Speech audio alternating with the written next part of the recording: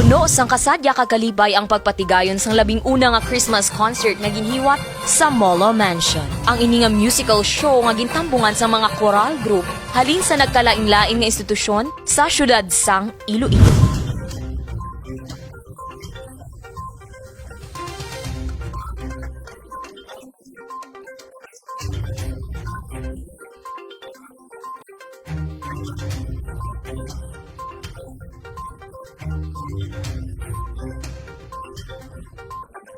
Nagpakigbahin ang Handuraw Choir, sinag-awit singers, koro handumanan, kag kinaadman choral. Ang tinutuyo sang nasambit nga event amo ang pagpasundayag kag pagpakita sang mga talento sang aton mga Ilonggo singers. Kag amo man nga makahatag sang tinion para sa pamilya nga mag-ululupod kag magsinadya. Natigayon ang ini nga kahiwatan sa bulig sang SM City Mall, Laison Family, kag ni Mr. Alfonso Tan. Kag tungod man sa pagpamuno kag pagsuporta sang aton pinalangga nga Mayor Jaro Treñas kag sang Iloilo City Government.